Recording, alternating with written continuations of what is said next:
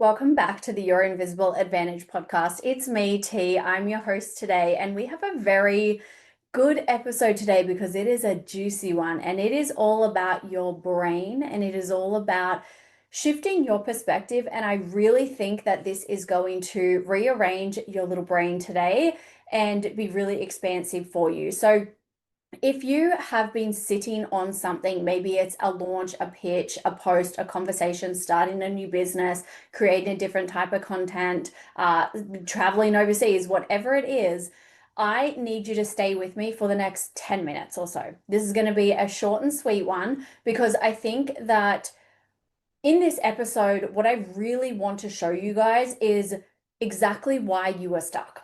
And it's not what you think. It's not commonly what you would have heard elsewhere. And I did a post on this on TikTok a while ago and it absolutely blew up. So I think this might be the most expensive thing that a lot of people are doing. And not even I think, I actually know this is the most expensive thing that a lot of people are doing and they don't even know why they're doing it. So why I called this podcast the Your Invisible Advantage podcast is because I help you see the things that you can't see and I help you leverage and turn them into from your blind spots to be your biggest fucking blessings that are going to help you leap and move forward, right? So I saw a quote recently and I don't know who said it first, so I can't give them, credit for it, but it said, if you can overthink the worst, you can overthink the best. And I really, really love this because I kind of sat with this and I was like, this is absolutely true to why people don't get what they want in their life. And then I thought about this video that I had recorded on TikTok a while ago and I was like, oh, that's exactly it. I just said it in a different way, right? So because we talk a lot in this space about mindset, psychology, subconscious patterns, leadership, building businesses, getting outside of our comfort zone, we don't often talk about a specific trap that is within this. And we are all brilliant as humans. I say we because it's a human thing at catastrophizing. We can build out a full work.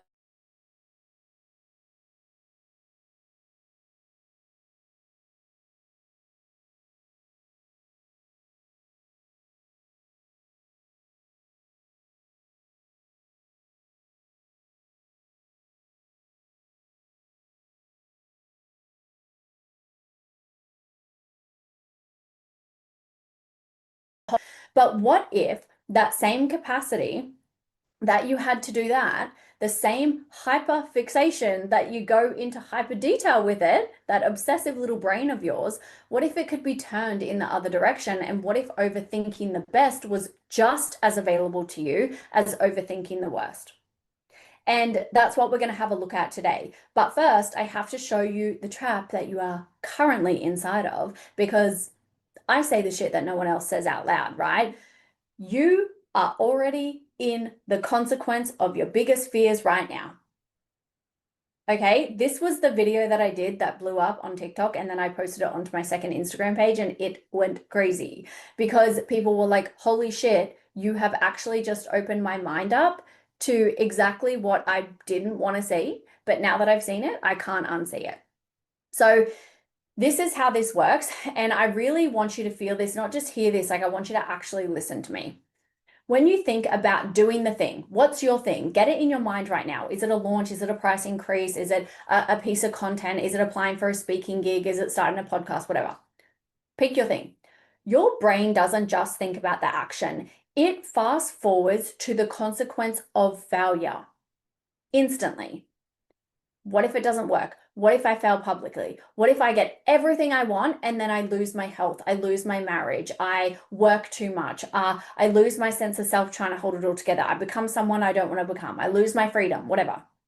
Now, it sounds like wisdom. That's the ego. That's what it wants you to do. It's like, hey, like we're smart. We're the smart little thing. Like we're just being a realist. Okay. And it sounds like wisdom. It sounds like you're being smart. It sounds like you're planning. It sounds like you're protecting yourself.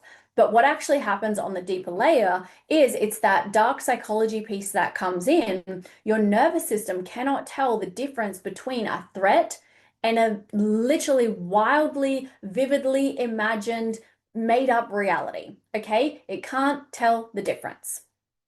All right. It is why we can sit there and watch a serial killer movie and be scared out of our little boots. Okay? You see the dude in the scream mask and you were just fucking petrified. Hi, me. It is why you can watch the people scaling those buildings, doing like parkour up on buildings, like, I don't know, 50 feet. Oh, wait, not 50 feet. I don't know, like 50 levels high buildings, and they're like jumping from one building to another with no harnesses or anything, and you feel physically ill. Okay? The body responds to the story you're telling it. You know damn well your ass is comfortable on that couch, but you're still having that internal reaction like, I could never do that without a harness. Oh no, I couldn't go over that cliff edge, right? You're not doing it. But your brain is literally not knowing the difference. Okay, so when you imagine failure, your body starts experiencing failure. It starts experiencing shame, rejection, loss, grief. The very thing you are trying to get away from, you are making yourself experience, right? And the most natural thing in the world happens. You then do anything in the fucking world to avoid feeling that feeling. You scroll, you research more, you tweak your offer one more time, you tell yourself you'll start Monday, you tell yourself just another little tweak before you launch it. You justify why now isn't the right moment. You find incredibly sophisticated, sound reasons to why you should stay exactly where you are and not do that thing right now.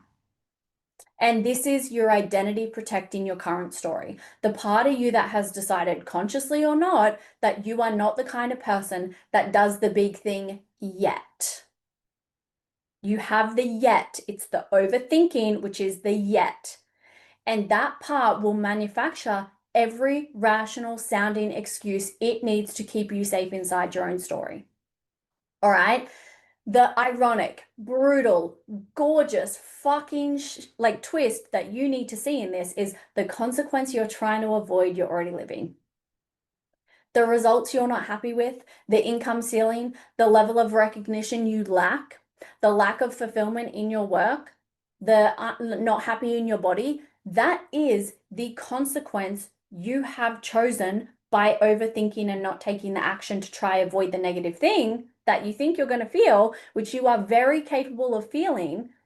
So instead, you just naturally are in the loop of creating it anyway because you don't take the action. So instead of going out there and feeling whatever you might feel if you fail or if it flops or if you get rejected or this, that, the other, you're just instantly creating it for yourself so that you get to prove, see, I was right. See, that doesn't happen for me. It doesn't work for me. It's never my time. Blah, blah, blah, blah, blah. All right. That is the consequence. That's not safety. That's not neutral. That is the outcome of overthinking. And that is the failure that you are trying to avoid. It just slowly, it just happens slowly enough that you didn't actually fucking notice it. And then, because our brains are so wild, and brilliant and sophisticated and smart, once we are stuck in that loop long enough, we don't just stay, right? We don't just stay still. We go somewhere. We go somewhere into the 7 deadly sins. And I don't mean this in a religious way. If you know my framework, this is a psychological pattern framework, not a religious framework. Because they're actually a pretty good map of where humans go when they're avoiding their own power. Some of us go to envy. We start to watch other people doing the thing, right? The thing that we won't let ourselves do. And we quietly resent them and then build shame for ourselves that we're not doing enough, that that's not available for us. Why can't we figure it out by now? We frame it as critique. Oh, they're not even that good at what they do. I could totally do that. But like, there's a reason I'm not there because I'm not willing to manipulate this, that, the other, right? But really, we're the one in pain. Some of us go to sloth, and I know that word sounds really harsh. I'm not talking about being lazy. I'm talking about it's kind of like the specific kind of exhaustion that comes from spending enormous amounts of mental and emotional energy not doing the thing. Procrastination, essentially. Okay? It's not rest. Procrastination is work, and it's fucking hard work. And you are hardly working. Wait, you are hard working at procrastination, not hardly working, right? It is expensive, draining, anxious work that produces fucking nothing, and then you wonder why you burn out. Some of us go to pride. We inflate our standards so fucking high that nothing is ever ready. We're perfecting everything. Nothing is ever good enough. We just have to do that one last tweak, that one thing. Oh no, I don't have the email sequence yet. Oh no, wait, I've got to put 29,000 barriers between me and having that thing perfect, right? We get to preserve our self-image by never actually testing it in the real world. So perfectionism, why can I not say that word, is pride. It is literally pride. It looks like you're being smart. No, no, no. I just really care. I'm intentional. Okay. It's actually your ego protecting you. All right. And there's so many more. I could go into all the other seven deadly sins, but like we'll just stop there. If you want that, I actually have a program on that. You can get that. Just send me a message. I'll send it to you. But the self-sealing nature of this whole fucking thing, commitment and consistency are one of the most powerful forces in human psychology. So once you've been consistent in not doing something, once you've built an identity around being the person who almost got there, who's still just getting ready, it's not quite happening for you. Oh, why can't you figure it out? Guess what? Your brain will work incredibly hard to stay consistent with that identity. That is why you are stuck in the consequence. You are literally creating you're not stuck actually. That's wrong wording on my behalf. You are creating the consequence. So you don't just overthink and freeze once. You overthink, freeze, explain the freeze to yourself in a way that makes sense. And then the explanation becomes a part of your identity. And now you have a story. And once you have a story, oh, humans love story. They sell themselves on their own stories, which is why they can never sell themselves on their future, because they sell themselves the story of the past, which literally completely rules out the present. So you can never get to the future you want. And you just keep recreating the the past, projecting it into your future. And then you wonder why you have nothing different. Right? And then you're going to say, see, I knew it. I can't have the thing I want. But you built that. That's not the truth. That's the conclusion you reached by repeating a pattern. So the way through. So how do we move through this? And I want to be really fucking real with you because no one else online will. You can see your blind spots all you fucking want. Come and work with me. I will have this done for you. Like literally, we will have this integrated within a month of working together. Like I am that fucking positive that I can get to the fucking core of all of your shit. It literally just happened with a new client who's been with me a month, and she's like, holy fuck, I actually cannot even believe that the work is one, this fucking simple. Two, I knew all this. I've had a therapist for fucking years and I've just stuck talking about it for the last 10 fucking years. And all I needed to do was hire you. And she's working with me for 6 months because she can see that. And we're doing now an in-person session and things like that. So it's like, she's absolutely fucking loving it, thriving. But it was like, in her head, she was like, how powerful can this really be? Like, I've been doing therapy for ages. And I'm like, it's not therapy. That's the whole point. Okay. So anyway, what you're going to want to do is name the actual emotion you're avoiding. So write that down. Name the emotion you're avoiding, not the thought, the emotion. What if I fail is a thought. Embarrassment, rejection, grief, those are kind of like the things underneath it, okay? So we don't avoid thoughts, we avoid feelings. Because the thought brings up the feeling. And the moment you name the actual feeling, you take about 40% of its power away. It goes from this looming, formless threat that you have like, what is it? What is it? It's like doom and gloom. And then it's like, oh, it has a name. And we can work with things that have names, right? Because now I know, right? This is why in eating disorder recovery, they actually have patients call their so I'm like qualified and trained in eating disorders because that was my background. But essentially, and like I love addiction and all that, like that's what I studied and invested in because like I loved that. And I had that myself. So that's how I got here, right? And now I figured out all of this stuff just plays out into people's money patterns, their relationship patterns, all of it, because it's all connected. We're interconnected humans, right? Your patterns in one area, they're just going to like bleed into all the others and you're just going to hemorrhage your potential and power. So then what we want to have a look at is, in anorexia, what I was saying, if someone has anorexia, they get them to name their anorexia and it's the thoughts and feelings that come up with it. And it's called like, they call it like Anna. So the one that I did it was like a case study, I had to call it Anna. And then we have to have a full-blown conversation with Anna. And it's like, all right, picture you're here and Anna's in a chair across from you. Have that conversation with her. What are you scared of? What's coming up for you? What are you trying to avoid? Right? So you can do that. Now, number two, ask yourself with those feelings, with those emotions that you are trying so hard to avoid in your life, ask yourself, can I actually handle this feeling? Because I bet you, and this is the thing no one will fucking tell you about negative emotions because every person online in the self-development industry is trying to get you away from them. They're trying to tell you just like positively think about it in a different way, blah, blah, blah. Negative emotions that no, like this is the thing that no one will tell you. You have survived every single one you have ever felt. You actually are so fucking incredible that you have a 100% survival rate with hard feelings so far. That part of you that says, I can't handle this, is a lying POS. It's not protecting you anymore. It used to at one point, but now it's keeping you small, right? People call self-sabotage, but really it's a protective part of you that wants to keep you in your current state because anything else, it doesn't know. It's unfamiliar, but it knows where you are right now and it wants to keep reconfirming that, all right? You are more capable of feeling hard things than your nervous system currently believes you are. When a client comes to me and they are upset or something's happening or a situation with a client or something's happening at work or like a contract or something's happening, it's bringing up very big emotions for them. And they're like, how do I fix this? How do I fix this? I'm like, there's actually nothing to fix here. Yes, we have to look at, okay, what do we need to execute? What do we actually logically need to look at? But as for saving your nervous system of feeling these things, I don't need to save you from that because I'm not worried that you're experiencing this because I know you are capable of experiencing this. And I also know that you are capable of working through this and leading yourself to make the decisions here that are going to move you forward.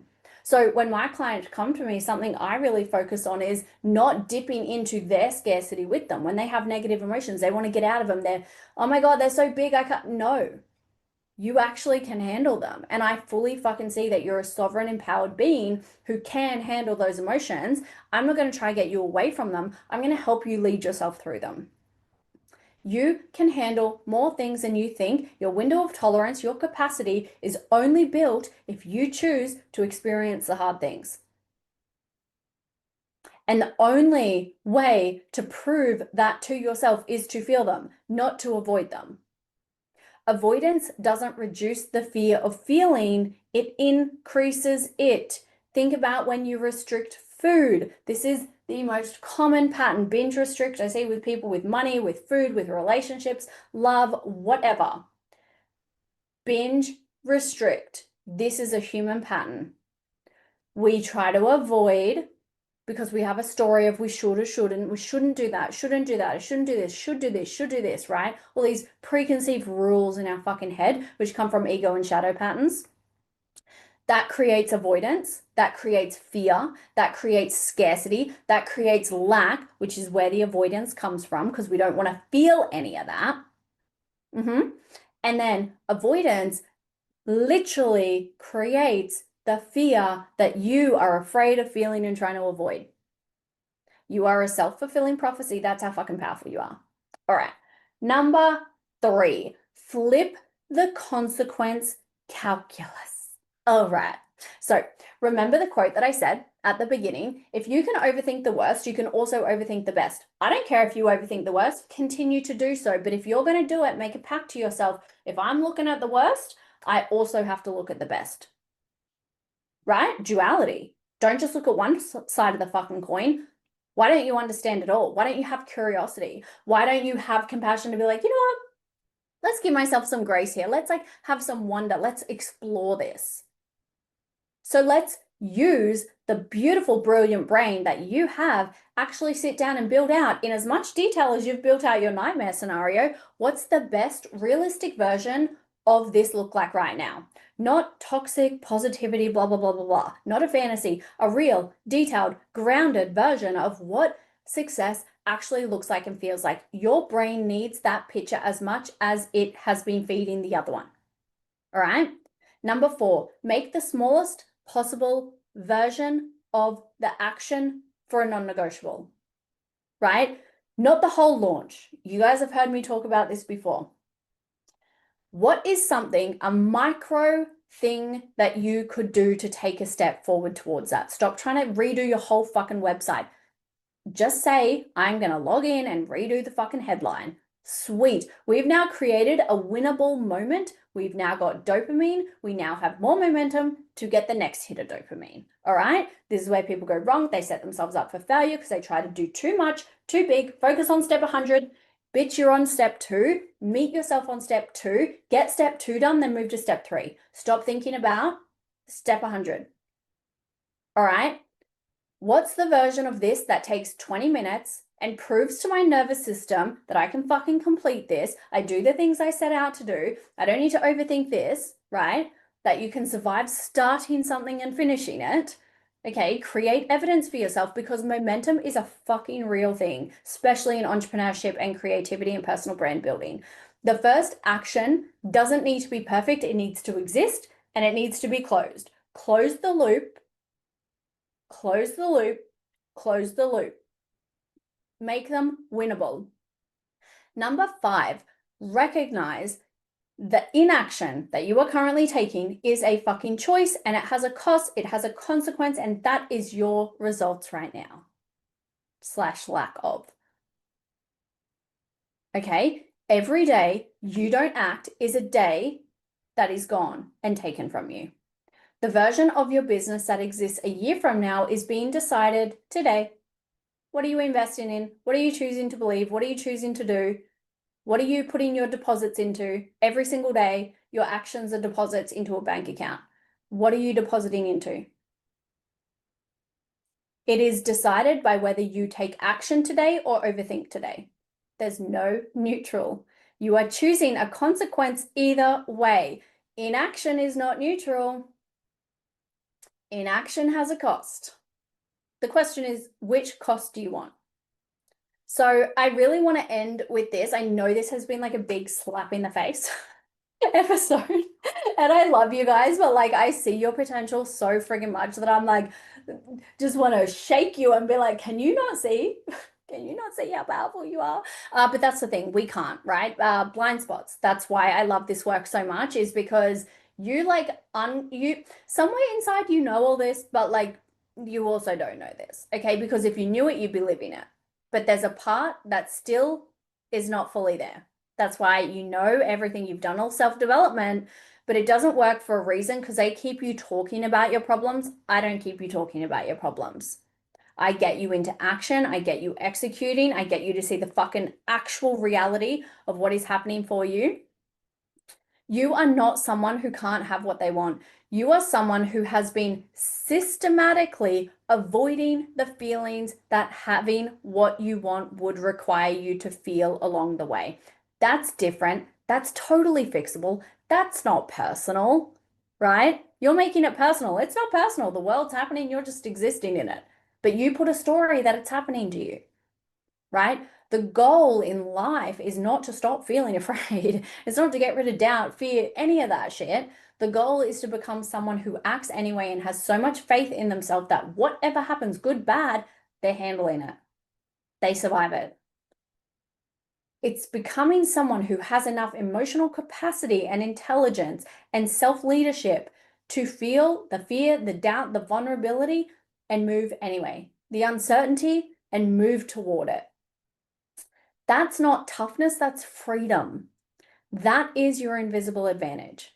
So if this episode has hit for you, please share it with your audience. Please get this message out there. Let's create a world of authentic, resilient, capable, wealthy motherfucking humans getting exactly what they want in their life. You win, I win. I win, you win. She wins, you win. We all win when other people win. Share this with someone who you think is an overthinker. Share this with someone who has been scared, has something, a big opportunity that they know they need to take, or they know they want to take, but they're not. Share this with someone who has been putting something off that you just absolutely know if you did this, you would fucking crush it. And they just can't get out of their own way. They procrastinate, they overthink. Share this with them. Might be your whole audience. Share it with them. Tag me if you are sharing it, pretty please. And if you do, I would love for you to subscribe to this podcast. It really does help me. I'm only a little baby podcast, and I really just want to provide so much value for you guys that it impacts you enough and influences you enough to share it with one other person. And if you follow and if you subscribe and if you share, then maybe that person will be influenced. Maybe we will change their life. So I'm going to impact you, you're going to impact them. It's the ripple effect, the flow on effect. And I love you if you're a part of this mission. More people need to be free internally, and that's my goal. That's my job. Whatever that looks like, money, wealth, health, content, personal brand, opportunity, life, like time. I want people free. I want to set them free from the constraints of their own mind. And by using strategy, by using psychology, by using human to human connection and having real conversations around the deeper work, but also making it fun and light and not that fucking serious, right? Like, so come find me. You know where I am on Instagram. Let me know if you like this episode. I will see you guys in the next one. And I really hope you've enjoyed this one. This is one of my more favorite episodes to record.